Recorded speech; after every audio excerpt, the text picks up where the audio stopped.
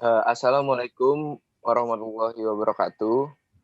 Selamat sore teman-teman semua. Kami dari kelompok 2 mata kuliah Sosiologi Pedesaan akan memaparkan hasil diskusi kami mengenai tugas praktikum ke-10, yaitu tentang kebudayaan dan pola nafkah. Ada anggota dari kelompok 2, yaitu ada Dwita Oktavani Siregar, ada Witri Widayanti, dan Fawaz Raffi. Pada tugas kali ini kami dihimbau untuk menganalisis film The Akha Tribe in Laos Between Traditional and Modernity. Adapun beberapa muatan tugasnya, boleh di next. Mengenai beberapa pertanyaannya. Yang pertama ada, bagaimana menurut Anda budaya suku Akha bisa membentuk pola nafkah masyarakatnya? Lalu yang kedua, bagaimana Anda melihat perubahan strategi nafkah yang ada di suku Akha dan apa penyebabnya dan apa akibatnya? Oke, langsung saja kepada Dwita untuk menjelaskan pertanyaan yang nomor 1. Dipersilakan. Baik, saya akan menjelaskan pertanyaan yang pertama. Untuk itu, kita akan mengenal dulu bagaimana budaya suku Akha itu sendiri. Nah, seperti yang telah kita ketahui, kebudayaan adalah sesuatu yang kompleks dan menyeluruh yang mencakup pengetahuan, keyakinan, kesenian, moral, hukum, serta adat istiadat, dan berbagai kemampuan dan kebiasaan yang diperoleh manusia sebagai seorang anggota masyarakat. Nah, budaya suku Akha sendiri, yang pertama, suku Akha sendiri itu terkenal akan kebudayaan yang sangat kental. Mereka itu merupakan sebuah suku yang berkediaman di pegunungan, yang tepatnya berada di Laos, yang mereka itu sangat spiritualis, di mana mereka menganut kepercayaan animisme. Mereka percaya bahwa ada peran roh-roh dan leluhur dalam setiap kehidupan mereka.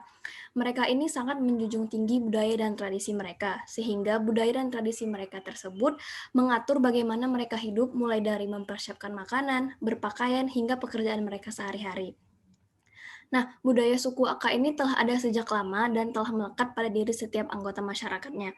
Nah, dalam hal mata pencarian, suku Akha bergantung kepada alam. Mereka bekerja sebagai petani subsisten, yang artinya hasil pertanian mereka itu mereka manfaatkan untuk kebutuhan hidup mereka sendiri.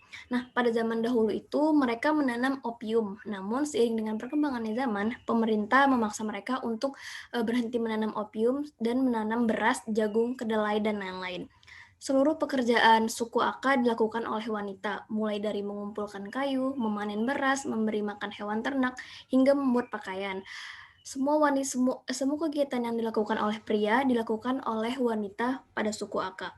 Sehingga wanita suku Akha akan sangat sibuk mulai dari terbit fajar hingga tenggelam matahari.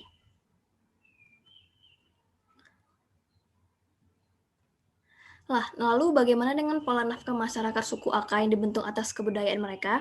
Nah, budaya mereka yang mempercayai adanya roh dan leluhur jelas membentuk pola nafkah pada masyarakat mereka sendiri. Hal tersebut ditunjukkan dengan suku Akha yang sangat menghormati leluhur mereka dan cenderung tunduk kepada alam. Pola mata pencaharian mereka mengandalkan modal alam, artinya mereka memanfaatkan alam sekitar untuk memenuhi kebutuhan mereka sesuai dengan budaya dan tradisi yang mereka miliki. Nah, apabila hasil pertanian mereka telah tumbuh dengan subur, mereka akan mempersembahkan hewan untuk para roh yang ada di hutan. Biasanya mereka mempersembahkan 4 ayam kepada roh-roh yang ada di hutan. Lalu, ketika tanah sudah habis, mereka akan segera berpindah untuk membuka lahan baru. Nah, dalam hal ini budaya mereka itu tunduk terhadap alam, roh dan leluhur membentuk pola nafkah, yaitu pertanian berpindah. Saya kembalikan kepada Fawaz. Oke, untuk penjelasan dari pertanyaan yang nomor 2 akan dijelaskan oleh Witri. Kepada Witri dipersilakan.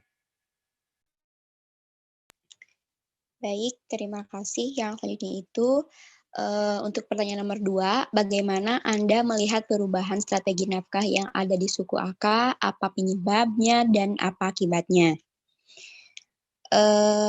Seperti hasil analisis kami bahwa iklim di desa Pariyenseng yang membuat tanah setelah 3 tahun tidak subur, maka coping strategisnya suku Akha adalah dengan menyuruh para anak laki-laki mencari sawah dan tanah baru untuk ditanami dengan menebang pohon dan membuka lahan yang ada, tentunya untuk mengamankan kebutuhan dasar mereka tetap ada. Lalu, karena ragam pekerjaan upah yang rendah, mereka menjual ternak atau hasil ternaknya kepada tetangganya. Selanjutnya, anak bungsu yang bersekolah di kota ketika memilih lebih baik menjadi supir daripada balik ke desanya. Dan di desa Parnyengseng Mai juga untuk yang anak lulus sekolah dasar akan pindah ke kota untuk bersekolah, tentunya untuk menambah modal sosial dan juga fisik, walaupun mereka hanya mempunyai livelihood yang seadanya. Namun di kota mereka bisa menumpang dengan orang dan juga bersekolah, sehingga modal sosial dan modal fisik mereka semakin terasa untuk coping strategis dalam mengatasi kemiskinan keluarga mereka. Suku Arka juga memanfaatkan ikatan kekerabatan. Hal ini dimaksudkan untuk memberi tanda pada lahan baru untuk keluarganya, semisal untuk keluarga yang sudah menikah atau untuk keluarga baru. Dan yang terakhir, Kepala Desa Parnyengseng Mai ini ingin memindahkan desanya ke lereng bawah gunung, karena Kepala Desa itu berpikir akses di sana akan lebih terjangkau karena dengan adanya jalan beraspal. Namun di antara itu tidak ada yang mau, karena pertama mereka terlalu miskin, tentunya tidak mempunyai modal untuk berpindah. Dan yang kedua, mereka tidak mau kehilangan kontak dengan budaya dan leluhur mereka, sehingga hal ini membuat livelihood strategis mereka susah dengan modal yang hanya seadanya di desa Parnyengseng Mai yang ada di gunung ini. Mereka lebih memilih budaya dan leluhur mereka daripada untuk memperbaiki rumah tangga kemiskinan mereka. Terima kasih. Saya kembalikan kepada moderator. Oke, terima kasih. Sekian pemaparan dari kami mengenai tugas praktikum sosiologi pedesaan ke-10 dan pola nafkah. Apabila ada pertanyaan, silakan tanya di kolom komentar. Kami pamit undur diri. Wassalamualaikum warahmatullahi wabarakatuh.